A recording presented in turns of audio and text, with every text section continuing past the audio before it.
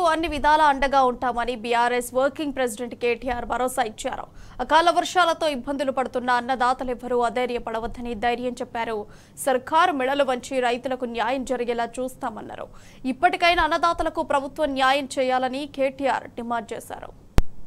తెలంగాణ ప్రభుత్వం పూర్తి స్థాయిలో రైతులను విస్మరించి రాజకీయాలు మాత్రమే తమ ప్రాధాన్యత క్రమంలో టాప్ ప్రయారిటీగా తీసుకోవడం వల్ల ఇవాళ రాష్ట్ర వ్యాప్తంగా కూడా రైతులు విపరీతమైన ఇబ్బందుల్లో ఉన్నారు.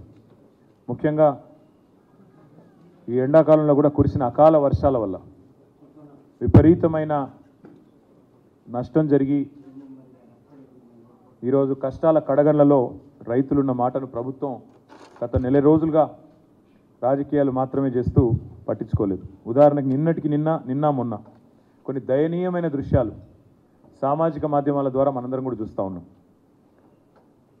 కామారెడ్డిలో నిన్న నిజాం సాగర్ మండలంలో కొమలంచ అనే గ్రామంలో రైతులు నిరసన దిగి దాదాపుగా 5 రోజుల నుంచి ధాన్యం కొనుగోలు ఎక్కడికక్కడ స్తంభించిపోయిన పరిస్థితి. అదే మొత్తం ధాన్యం రైతులు తెచ్చిన ధాన్యం ప్రభుత్వం సకాలంలో కొనుగోలు చేయకపోవడం వల్ల, ప్రభుత్వం పట్టించుకోకపోవడం వల్ల, ఆదేశించే నాతుడే లేకపోవడం వల్ల, పర్యవేక్షించే యంత్రాంగం అనేది పూర్తి స్థాయిలో ఇవాళ ఎక్కడికక్కడ నిర్లక్ష్యం చేయడం వల్ల వర్షానికి నానుతున్నాయి వడ్లు, మళ్ళీ ఎండకు ఎండుతూ ఉన్నాయి. ఆ పరిస్థితి ఈరోజు కనబడతా ఉంది రాష్ట్ర వ్యాప్తంగా. కామారెడ్డిలో నిన్న రైతులు మొత్తం రోడ్డుకెక్కినారు. చాలా దయనీయమైన పరిస్థితి. హమాలీల కొరత ఉంది, ధాన్యం బస్తాల కొరత ఉంది, ధాన్యం కొనుగోలు చేసే నాతుడు లేడు.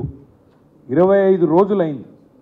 25 రోజులై కూడా మరి ధాన్యాన్ని కొనుగోలు కేంద్రాలకు తరలించినా కూడా ఇంతవరకు తూకం వేయకుండా మరి రైతులను ఇబ్బంది పెడుతున్న ప్రభుత్వం ఏదైతే ఉందో ఇప్పటికైనా బుద్ధి తెచ్చుకొని, ఎన్నికలు ముగిసినాయి కాబట్టి వెంటనే మరి కొనుగోళ్లను స్పీడప్ చేయాలి, కొనుగోళ్లను పర్యవేక్షించాలని చెప్పి కూడా మా డిమాండ్.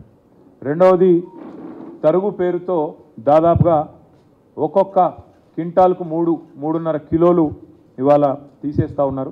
ఆ విషయంలో కూడా ప్రభుత్వం గతంలో ఇదే కాంగ్రెస్ పార్టీ నాయకులు ప్రతిపక్షంలో ఉన్నప్పుడు ఈ తరుగు విషయంలో ఏమేమి మాట్లాడినారో అవన్నీ కూడా సామాజిక మాధ్యమాల్లో ఉన్నాయి.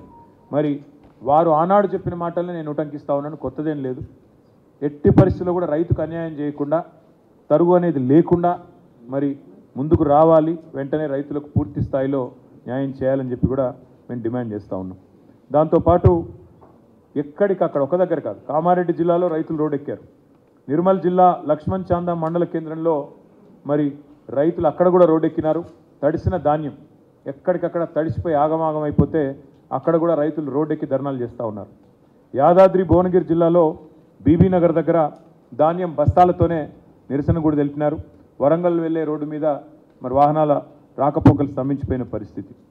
రాజన్న సిరిసిల్ల జిల్లాలో కూడా ఈరోజు కోనరావుపేట మండలం మల్కపేటలో రైతులు ధర్నా చేస్తూ ఉన్నారు. వరి ధాన్యం కొనుగోలు చేపట్టడం లేదంటే రాష్ట్ర వ్యాప్తంగా దాదాపు నేను కోట్ చేసింది కేవలం 4 జిల్లాలు: యాదాద్రి, భువనగిరి, నిర్మల్, కామారెడ్డి, రాజన్న సిరిసిల్ల.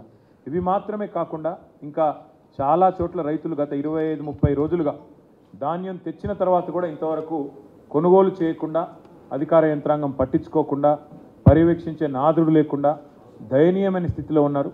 ఇప్పటికైనా ప్రభుత్వం రాజకీయాలు పక్కన పెట్టి మరి వెంటనే రంగంలోకి దిగి ప్రభుత్వం తాను చేయాల్సిన పని ఫుడ్ కార్పొరేషన్ ఆఫ్ ఇండియా ద్వారా కొనుగోలు చేసి వెంటనే తడిసిన ధాన్యాన్ని కొనుగోలు చేయాలి, తరుగు లేకుండా కొనుగోలు చేయాలి, వెంటనే కొనుగోలు ప్రక్రియను వేగవంతం చేయాలని చెప్పి కూడా మా పార్టీ తరఫున డిమాండ్ చేస్తూ ఉన్నాం. ఒకవేళ ప్రభుత్వం స్పందించకపోతే తప్పకుండా రైతాంగం తరఫున ప్రశ్నించడమే కాదు, అవసరమైతే రోడ్డు ఎక్కుతాం, అవసరమైతే ఆందోళనకు కూడా పెద్ద ఎత్తున శ్రీకారం చుడతామని చెప్పి కూడా ప్రభుత్వాన్ని నేను హెచ్చరిస్తూ మరి మా పార్టీ తరఫున రైతాంగానికి కూడా విజ్ఞప్తి చేస్తూ ఉన్నాం.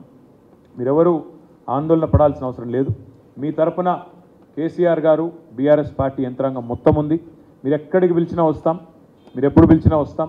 మీరు మీ పక్షాన మీకు న్యాయం జరిగేంత వరకు, క్వింటాల్కు 500 రూపాయల బోనస్ ఇస్తాని బోగస్ మాటలు చెప్పిన ఈ ప్రభుత్వం దిగొచ్చేంత వరకు, మీకు న్యాయం చేసేంత వరకు మీ తరఫున ఉంటాం. మీకు రుణమాఫీ జరిగేంత వరకు మీతో ఉంటాం. మీకు బోనస్ వచ్చేంత వరకు మీతో ఉంటాం. మీ తడిసిన ధాన్యాన్ని కొనుగోలు ప్రతి గింజ దాకా కొనుగోలు చేసేదాకా కూడా వదిలిపెట్టం. కొనుగోలు కేంద్రాల్లో ఈ ప్రక్రియ వేగవంతం అయ్యేదాకా కూడా వదిలిపెట్టం. ప్రజల తరపున రైతుల తరపున మేము మీ పక్షాన నిలబడి మాట్లాడుతూనే ఉంటామని చెప్పి కూడా విజ్ఞప్తి చేస్తూ ఎవరు అధైర్యపడవద్దని, ఎవరు కూడా మరి ఆత్మస్థైర్యాన్ని కోల్పోవద్దని చెప్పి కూడా ఈ సందర్భంగా విజ్ఞప్తి చేస్తూ ఉన్నాం. కష్టాల్లో ఉన్నప్పుడే తప్పకుండా ధైర్యంగా ఎదుర్కోవాలి. కాబట్టి తప్పకుండా మీ అందరి పక్షాన బీఆర్ఎస్ పార్టీ ఉన్నది, కేసీఆర్ గారు ఉన్నారనే మాట కూడా గుర్తు చేస్తూ ఉన్నాం.